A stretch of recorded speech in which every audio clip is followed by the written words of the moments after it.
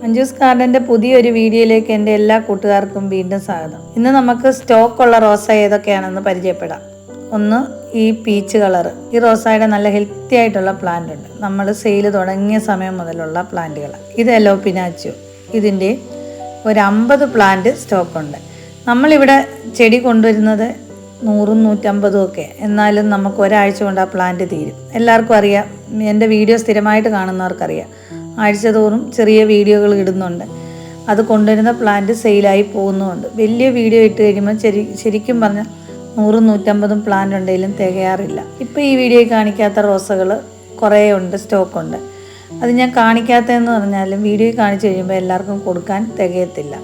നേരിട്ട് വരുന്നവർക്ക് ആ പ്ലാന്റൊക്കെ എടുക്കാൻ പറ്റും. ഇവിടുത്തെ ഗാർഡനിൽ വരുന്നവർക്ക് ഈ തിങ്കളാഴ്ചയും ചൊവ്വാഴ്ചയും ഒക്കെ വന്നാലേ പ്ലാന്റ് കാണത്തുള്ളൂ. ബുധൻ, വ്യാഴം, വെള്ളിയൊക്കെ വരുമ്പോൾ പ്ലാന്റ് തീരും മിക്കവാറും. കൊറിയർ കയറി പോകുന്നത് കൊണ്ടാണ് അങ്ങനെ വരുന്നത്. അതുകൊണ്ട് ദൂരേന്ന് വരുന്നവർ വിളിച്ചിട്ടേ വരാവൂ, സ്റ്റോക്ക് ഉണ്ടോ എന്ന് ചോദിച്ചിട്ടേ വരാവൂ. ഇപ്പോൾ ഈ കാണിക്കുന്ന ഡബിൾ ഡിലൈറ്റ്, റെഡ് പിനാച്ചിയോ ഈ നല്ല ഹെൽത്തി ആയിട്ടുള്ള പ്ലാന്റുകളാണ്. വലിയ പ്ലാന്റുകളുമാണ്. പ്ലാന്റിൻ്റെ സൈസ് അനുസരിച്ച് റേറ്റിന് വ്യത്യാസം വരും. അതുകൊണ്ട് ആ വീഡിയോയിൽ റേറ്റ് പറയാത്തത്. റേറ്റ് പറയാനായിട്ട് വാട്സപ്പ് നമ്പർ ഇട്ടിട്ടുണ്ട്. വാട്സപ്പിൽ കോൺടാക്റ്റ് ചെയ്താൽ മതി. ഞാൻ 24 മണിക്കൂറും വാട്സപ്പിൽ ഇരുന്നിട്ട് എനിക്ക് എൻ്റേതായ ഒരു കാര്യത്തിന് ഞാനൊന്ന് 10 മിനിറ്റ് ഒന്ന് മാറിയാൽ ഒരു 20-25 മെസ്സേജ് വരും. ആ മെസ്സേജ് ഞാൻ നോക്കിയില്ലെന്നും പറഞ്ഞുകൊണ്ടാണ് വീഡിയോയുടെ താഴെ കമൻറ്റ് ഇടാറ്. പിന്നെ ഞാൻ എല്ലാവരോടും പറയാറുണ്ട്, ഞാൻ വീഡിയോ മെസ്സേജ് കണ്ടില്ലെങ്കിൽ നിങ്ങൾ 1-2 കമൻറ്റ് കൂടി ഇടാൻ പറയുന്നുണ്ട്. ഞാൻ കാണാത്തത് കൊണ്ട് തന്നെയാണ് മെസ്സേജിന് റിപ്ലൈ തരാത്തത്. കാരണം ഞാൻ ഈ വീഡിയോ ഇടുന്നതല്ല, ഇത് സെയിൽ ചെയ്യാനാണ്, എല്ലാവർക്കും കൊടുക്കാനും. അപ്പം ഞാൻ കാണാത്തത് കൊണ്ടാണ് റിപ്ലൈ തരാത്തതെന്നുള്ളത് ഉറപ്പല്ലേ. അല്ലെങ്കിൽ ഞാൻ എത്രയും പെട്ടെന്ന് എൻ്റെ പ്ലാന്റ് കൊറിയർ ചെയ്ത് എല്ലാവർക്കും തരാനും അത് സെയിലായി പോകാനുമാണ് ഞാൻ ആഗ്രഹിക്കുന്നത്. എന്നാലേ എനിക്ക് പുതിയ പുതിയ പ്ലാന്റ് കൊണ്ടുവരാനും പറ്റത്തുള്ളൂ. ഇപ്പോൾ ഉള്ള plant red Pinocchio, Elizabeth, peach colour, yellow Pinocchio, അങ്ങനെ കുറേ പ്ലാന്റുകൾ സെയിലിനായിട്ടുണ്ട്. ഇതിലാവശ്യമുള്ളവർ എനിക്ക് കോൺടാക്റ്റ് ചെയ്താൽ മതി. ഞാനത് ഏതൊക്കെ പ്ലാന്റാണ് എൻ്റെ കയ്യിലുള്ളതെന്നുള്ളത് നിങ്ങൾക്ക് ഞാൻ കാണിച്ചു തരാം. പ്ലാന്റിൻ്റെ റേറ്റും പറയാം. പിന്നെ ഓൺലൈൻ വഴി ഞാൻ നേരത്തെ തൊട്ടേ പറയുന്നുണ്ട്, എൻ്റെ പ്ലാന്റ് സെയിൽ ചെയ്യുന്ന കുറേ ആൾക്കാരുണ്ട്. അത് ഞാൻ തന്നെയാണ് കൊറിയർ ചെയ്യുന്നത്. അവർ ഓർഡർ പിടിക്കുക.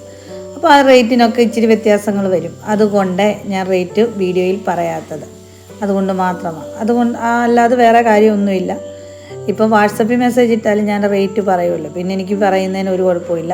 അല്ലാതും അത് എനിക്ക് ഒരു മെസ്സേജും അയക്കാത്തവർ പോലും വീഡിയോയുടെ താഴെ വന്ന് കമൻറ്റ് ഇടാറുണ്ട്.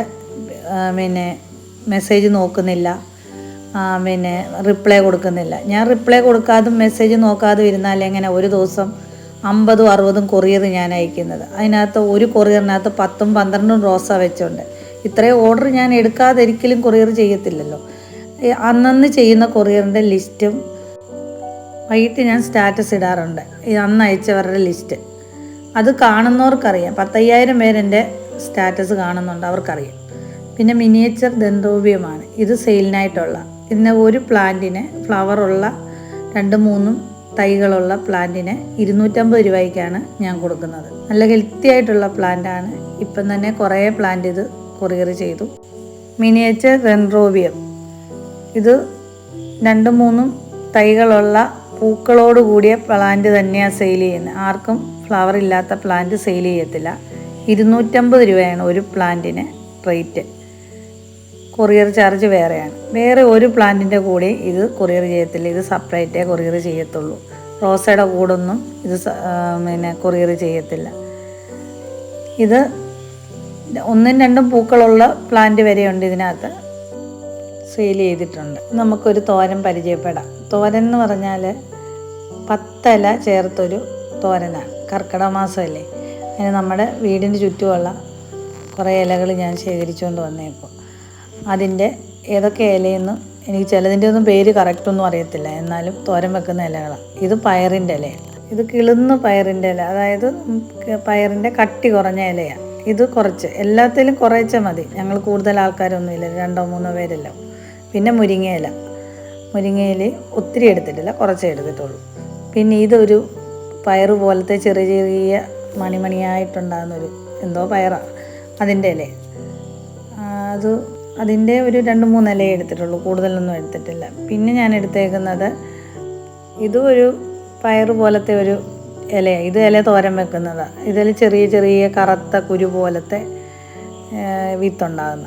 പിന്നെ നമ്മുടെ കുമ്പളത്തിൻ്റെ ഇല എടുത്തിട്ടുണ്ട്. പിന്നെ അഗസ്ത്യ ചീരയുടെ ഇല കുറച്ചേ എടുത്തിട്ടുള്ളൂ. എല്ലാം കുറേച്ചേ എടുത്തിട്ടുള്ളൂ. അഗസ്ത്യ ചീര പറിക്കുമ്പോഴേ അതിൻ്റെ ഇല ഇങ്ങനെ മടങ്ങിപ്പോവും. അതിൻ്റെ ഒരു പ്രത്യേകതയാണ്. പിന്നെ മത്തയുടെ ഇലയും തണ്ടും എല്ലാം കൂടെ എടുത്തേക്കുന്നത്. ഇത് നമ്മുടെ സാധാരണ വെള്ളച്ചീരയും കുറച്ചെടുത്തിട്ടുണ്ട്. എല്ലാം കുറച്ചെടുത്ത്. ഇത് വേലിച്ചീര എന്ന് പറയും. ഇതിൻ്റെ കുറച്ച് ഇലയും തണ്ടും എല്ലാം കൂടെ എടുത്തിട്ടുണ്ട്. പിന്നെ ഇത് അയ്യത്തൊക്കെ നിൽക്കുന്ന ചുമന്ന ഒരു സൈസ് ഇല. ഇത് പയറിൻ്റെ ഇല തന്നെയാണ്. അഗസ്ത്യ ചീര, പയറിൻ്റെ ഇല, ഇതെല്ലാം കൂടെ ഒരു 10 സൈസ് ഇല എടുത്തിട്ടുണ്ട്. ഇത് ഒന്നിച്ച് പിന്നെ തോരൻ വെക്കാനാണ്. പിന്നെ എടുത്തേക്കുന്നത് ഒരു കോവലിൻ്റെ ഇലയാണ്. കോവലിൻ്റെ ഇലയും കുറച്ചെടുത്തിട്ടുണ്ട്. കോവലിൻ്റെ ഇല ഇതെല്ലാം കൂടെ 10 സൈസ് ഇലയുണ്ട്. 10 സൈസ് ഇലയും കൂടെ ഒന്നിച്ച് തോരൻ വെക്കാനാണ്. എല്ലാ വർഷവും ഞങ്ങൾ ഇങ്ങനെ ചെയ്യുന്നുണ്ട്. പിന്നെ അതുപോലെ തന്നെ നമ്മുടെ ചേമ്പിൻ്റെ മടന്ത അതും തോരൻ വെക്കാനെടുക്കും. അത് തോരൻ വെക്കുന്നത് വേറെ പ്രത്യേകിച്ചാണ്. അതിങ്ങനെ രണ്ടായിട്ട് കീറി ചുരുട്ടി അങ്ങനെയൊക്കെ, അതൊക്കെ എനിക്കറിയാം നല്ലതായിട്ട്. ഞാനത് എല്ലാ വർഷവും ചെയ്യാറുണ്ട്. ഇതെല്ലാം കൂടെ ഒന്നിച്ചരിഞ്ഞ് തോരൻ വെക്കും. പിന്നെ അതുപോലെ തന്നെ ഞരമ്പോടിലെ അങ്ങനെ തൊട്ടാവാടി അതെല്ലാം കൂടി ഇട്ട് കഞ്ഞി എല്ലാം കൂടെ ഒന്നിച്ചല്ല, ഓരോ ദിവസവും ഓരോന്ന് പച്ചമരുന്ന് പറിച്ച് ഞങ്ങൾ കഞ്ഞി വെച്ച് കുടിക്കുന്നുണ്ട്. കർക്കിടക മാസത്തിൽ ഇതൊക്കെ ചെയ്യുന്നത് നല്ല പ്രതിരോധ ശക്തി ഉണ്ടാകാനും വേണ്ടിയാണ്. ഇപ്പോൾ എല്ലായിടത്തും ഭയങ്കര പനിയും ഒക്കെയാണ്. അതുകൊണ്ട് കൂടുതലും പകർച്ചവ്യാധി ഉണ്ടാകുന്നത് ഈ മാസങ്ങളിലൊക്കെയാണ്. അതുകൊണ്ട് പണ്ടൊക്കെയുള്ള ആൾക്കാർ ഇതെല്ലാം കഴിക്കുമായിരുന്നു. എൻ്റെ അച്ഛനും അമ്മയും ഒക്കെ ഇപ്പോഴും ഇത് എല്ലാ വർഷവും മടന്തയും പച്ചില ഇതുപോലെ തോരനും പിന്നെ കഞ്ഞിയും ഇതൊക്കെ അവർ മുടക്കാതെ ചെയ്യുന്നതാണ്. അതുകൊണ്ട് എന്നൊന്നും എനിക്ക് പറ്റത്തില്ല. സമയം കിട്ടുന്നതനുസരിച്ച് ഞാൻ ചെയ്യത്തുള്ളൂ. വീഡിയോ ഇഷ്ടപ്പെട്ടിട്ടുണ്ടെങ്കിൽ ലൈക്ക് ചെയ്യുക. പ്രയോജനമായിട്ട് തോന്നുന്നുണ്ടെങ്കിൽ നിങ്ങൾ കമൻറ്റ് ചെയ്യുക. എല്ലാവരും നല്ല ഹെൽത്തി ആയിട്ടിരിക്കാൻ ശ്രദ്ധിക്കുക.